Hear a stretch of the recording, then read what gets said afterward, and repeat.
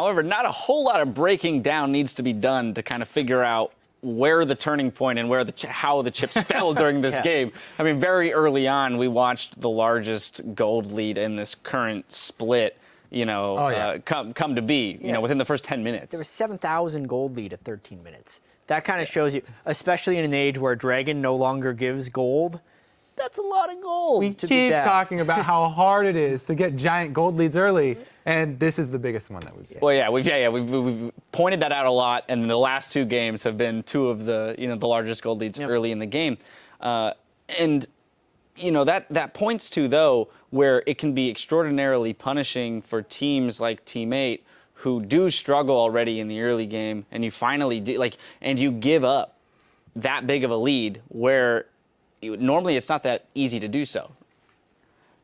In the sense that let me rephrase. So in the sense that Team 8, right?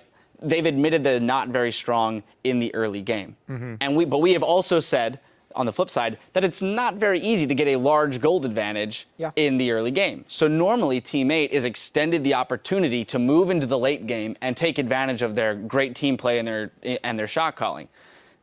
They didn't do it here. They made a big mistake. Yeah, basically, it comes down to too many really big mistakes. And actually, we have a replay of the big dive that happened down bottom. Because they had a lead in the bottom lane, which kind of explains why they were being aggressive, but this was dumb. So, they mentioned that they saw Jarvan coming down here. Now, the thing is, both of them walk up to check this. I mean, okay, you try and go through the psychology of the players. Just the checking of that. Yeah. Both Thresh and Draven walk towards the bush. Now, either Draven or Thresh walking towards the bush and keeping an eye on Leona's positioning while they're approaching this bush would tell a lot if they're there. I mean, we're just going to watch the massacre here, but that's pretty much all it is. Basically, the only point that you need to go over is the very beginning point where they're approaching this bush.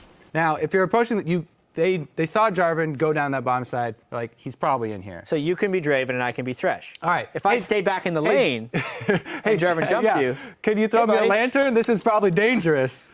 I like that lantern.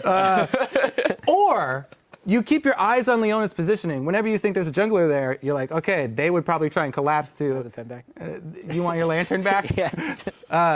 If you keep your eyes on the Leona and she's moving up, then you know that there's a jungler in that bush, and they're gonna come at you with the CC. So they either need to spread out, or they need to only have Thresh throw his lantern at the bush. But I don't know. But that was basically the worst possible way for them to go about checking it. Early misplays, early by Team 8, put them in a giant deficit. I want to go to the other side of the rift and look at Team Liquid, because they started out 2-0, went 0-2, then had a 1-1 week where their loss came against Dignitas, and that was a pretty crushing loss for them. But now they come out with a destruction, just an utter destruction of Team 8 here in this week. And, Freak kind of touched on it in the interview. Is that indicative of, the rift being bridged within the team?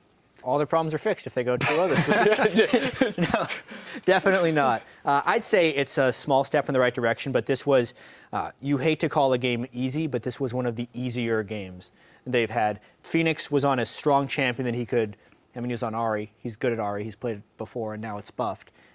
They were on good champions, and they had a solid game. No way the rift is sealed, though. Yeah, I mean, a win like this definitely will make you happy, like in the short term. It's like, I don't know, they ate a bunch of candy or something, they get the sugar high, but it's not gonna solve any of the latent issues that they've had when they're back to the team house. They're still gonna have to work through those. And I think that it is good to have everybody in a good mood when you go back to the house and they want to try and work through those. Absolutely. So it's not a bad thing. Does that mean you think they're gonna crash?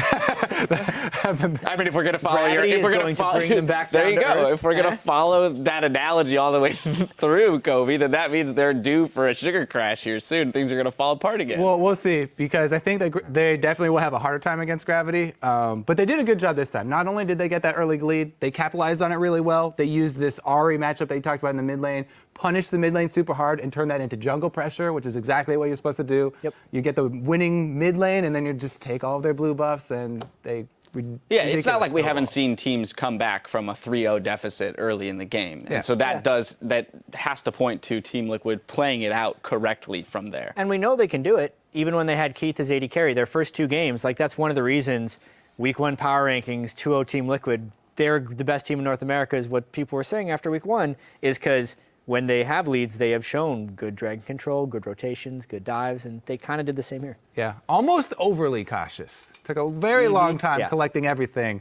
They do know everything that you can collect to win a game, though. They got all the jungle camps, all the lane farm, all the turrets, all the dragons, 2 barons. My goodness.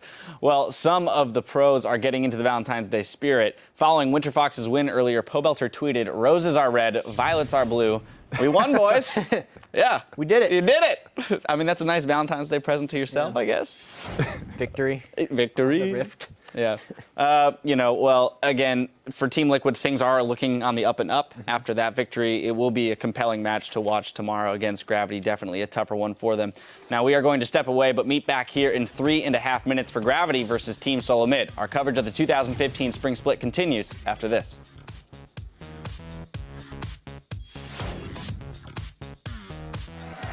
We're on to our next match, Team 8 versus Team Liquid.